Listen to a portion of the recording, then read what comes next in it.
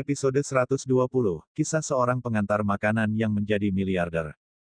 Liao dan Song Jiajia buru-buru berjalan menuju Porsche merah muda di sana. Semakin dekat dia, semakin kaget ekspresi wajah Liao, karena orang itu terlalu mirip dengan William, meski hanya di profil, dia merokok dan mengobrol dengan pria jangkung dan kuat. William, Liao mencoba berteriak. Pihak lain menoleh ke belakang dan melihat bahwa itu adalah Liao, ekspresinya jelas terkejut, dan dia bertanya, mengapa kamu belum pergi? William juga tidak berdaya. Dia tidak menyangka bahwa dia dan Qin Hu akan bertemu Liao ketika dia merokok. Mata Liao berputar, menatap William sebentar, dan kemudian menatap langsung ke Qin Hu. Mobil ini pasti milik pria ini. Mungkinkah Porsche ini masih bisa menjadi milik William? Itu pasti tidak mungkin. Sama seperti pria ini, mengendarai mobil baterai terlalu murah untuknya. Jadi, untuk pertama kalinya, Liao mengaitkan lengan Song Jiajia dan melancarkan serangan ambigu terhadap Qin Hu. Pria tampan, mobil ini milikmu. Qin Hu menatap Liao dan Song Jiajia dengan bingung. Gadis, dia terlihat bagus dan dia memiliki tubuh yang bagus. Saya ingin mengatakan tidak, tetapi sebelum Qin Hu dapat berbicara, William bergegas mengatakan, iya. Liao membuka matanya dan tersenyum, tetapi kemudian menatap William, tidak senang, kamu perlu bicara terlalu banyak. Kenapa? Lihat, apa kau tidak buru-buru kembali? Liao tidak masuk akal dan tidak masuk akal. William memiliki pemahaman yang dalam. Dia menyentuh hidungnya tanpa daya, dan berkata, aku merokok. Ayo pergi. Liao menatapnya pucat, dan kemudian langsung mengganggu Qin Hu untuk mengajukan pertanyaan, berperilaku sangat antusias. Qin Hu juga tercengang, William berkata itu mobilnya, dan itu dia. Hei, kakak Hu, apa kau kenal William? Liao dan Song Jiajia telah mengaitkan lengan Qin Hu ke kiri dan ke kanan, dan menatap William dengan rasa ingin tahu. Qin Hu tersenyum licik, tahu. Tahu. Liao dan Song Jiajia saling memandang, dan mereka cukup terkejut. Tampaknya William telah bermain bagus tahun-tahun ini, bos dari Arc de Triomphe adalah temannya, dan dia juga mengenal Tiger Brother yang kaya ini. Dengan cara ini, Liao tidak bisa menahan pandangan ke arah William sedikit tinggi, dan sepertinya orang ini bersembunyi cukup dalam. Hei, ayo pergi. William berkata kepada Qin Hu setelah merokok, sebelum menarik pintu mobil untuk masuk. Liao cemas pada saat itu, dan dengan sebuah langkah, William diseret ke bawah dengan tiba-tiba, dan dia berteriak dengan wajah dingin, William. Apa yang kamu lakukan? Kamu bisa naik mobil ini juga. Song Jiajia juga merangkul dadanya. Dengan seringai di wajahnya, dia berkata, hehe, saya pikir dia memiliki penyakit otak. Anda dapat melihat dengan jelas ini adalah Porsche, bukan taksi. Ini kura-kura sungguhan. William tampak bingung, siapa yang mengganggu? Dia berkata, mengapa saya tidak bisa pergi? Liao mendengus 2 kali, dan berkata dengan keras, mengapa kamu masih bertanya? Tidakkah kamu melihat identitasmu? Kamu benar-benar berpikir bagus untuk mendapatkan beberapa saham di perusahaan makanan rusak. Ini mobil Brother Tiger. Bisakah Anda duduk di atasnya? Dan apakah Anda setuju dengan Brother Tiger? Petik 2. Bajingan ini, pemilik mobil masih di sini, jadi dia menggali. Apakah ada kesopanan? Selain itu, Liao memutuskan bahwa kopilot Porsche harus menjadi miliknya malam ini. Dia ingin mengambil foto dan memposting ke momen untuk pertunjukan. William menyentuh hidungnya dan menatap Qin Hu. Yang terakhir tidak mengatakan apa-apa, tamparan marah dilemparkan ke wajah Liao. Bentak, suara terdengar di seluruh tempat parkir. Tiger, Brother Tiger, kenapa kamu memukulku? Liao tertegun. Tamparan ini begitu kuat hingga dia memutar Liao beberapa kali, dan ada dengungan di telinganya. Diam, kamu mencari mati. Qin Hu berteriak dengan ganas. Pada saat ini, Liao panik, takut mati, dan dengan erat meraih Song Jiajia, menangis, saudara Tiger, mengapa kamu memukul saya? Saya juga berbicara untuk Anda, William ingin bersama Anda. Di mobil, Liao sangat kesal. Dia dipukuli tanpa alasan dan pipinya bengkak. Hari ini, saya telah kehilangan 8 jamur darah seumur hidup, jadi saya tidak boleh keluar. Qin Hu memelototi Liao dengan marah, wanita jalang ini, benar-benar sial. Kemudian, dia berbalik dan berkata dengan hormat kepada William, Tuan Chen, masuklah ke dalam mobil. Melihat pemandangan ini, Liao dan Song Jiajia tercengang. Ini, apa artinya ini? Bukankah mobil ini milik Qin Hu? Kakak Tiger, kamu memanggilnya apa barusan? Bukankah mobil ini milikmu? Liao mengedipkan matanya yang besar, ekspresinya tidak percaya. Mungkinkah lebih mengejutkan dari ini?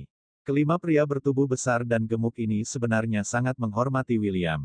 Tanpa menunggu Qin Hu berkata, William dengan tenang berkata, ya, mobil itu bukan milikku, tapi dia adalah supirku. Dia berpura-pura, agar diganggu oleh Li Yao, sopir.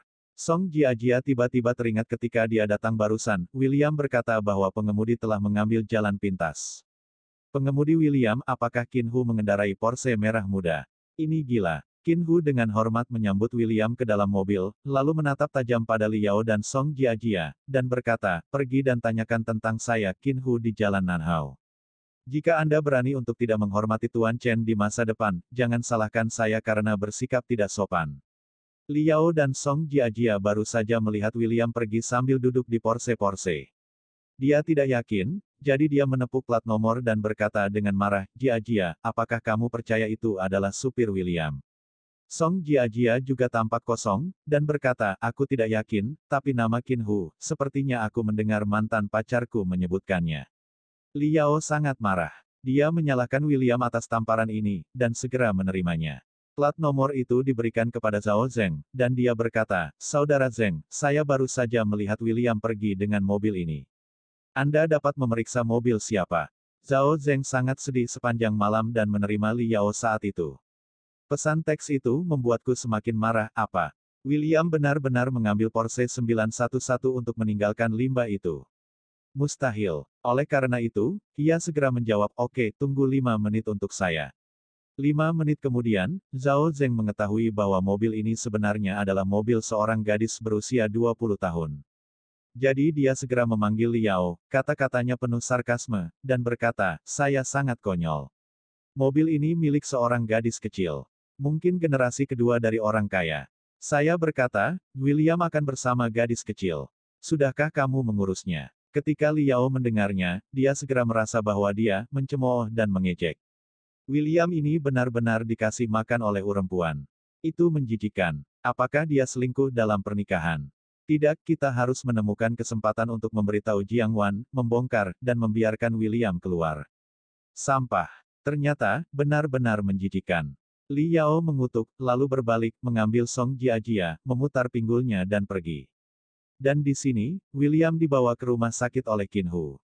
Ketika dia datang ke bangsal Kiki, dia melihat Kiki sedang bermain dengan boneka putri salju dan 7 kurcaci, dan mereka mengenakan kepang 2 sudut, sangat kawaii. Dengan mata besar, kulit seperti porselen, dan wajah bayi yang gendut, suara mungil dan lucu berteriak pada William, ayah, datang dan bermainlah denganku.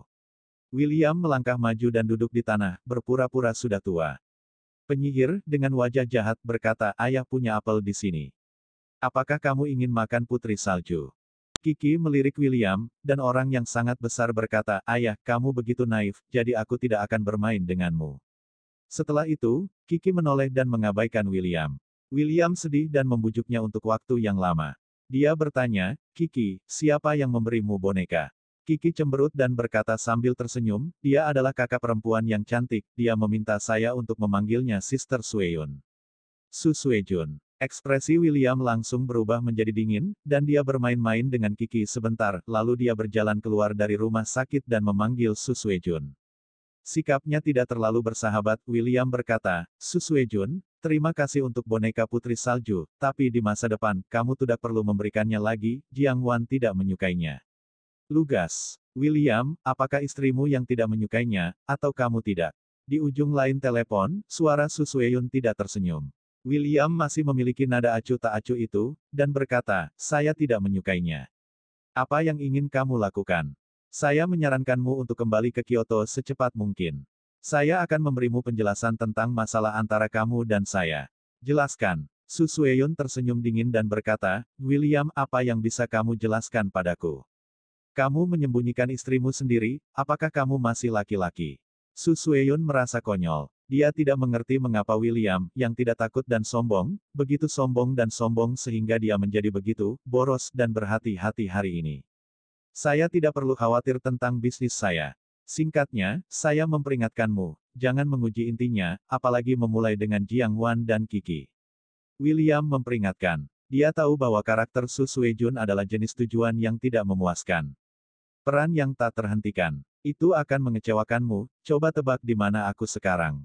Su Sueyun tertawa kecil. Setelah itu, William mendengar beberapa suara di telinganya. Nona Su, apa yang ingin kamu lakukan ketika kamu datang ke perusahaan kami? Itu adalah suara Jiang Wan. Su Suejun, apa yang ingin kamu lakukan? William berlari keluar dari rumah sakit, siap untuk bergegas ke perusahaan Jiang Wan. William, kamu masih punya 10 menit, 10 menit kemudian, kamu akan tahu apa yang ingin aku lakukan. Suara dingin Su Sueyun terdengar di ujung lain telepon. Ikuti, jepret. Telepon ditutup. Pandangannya sampai ke Beacon Pharmaceutical, kantor wakil manajer umum.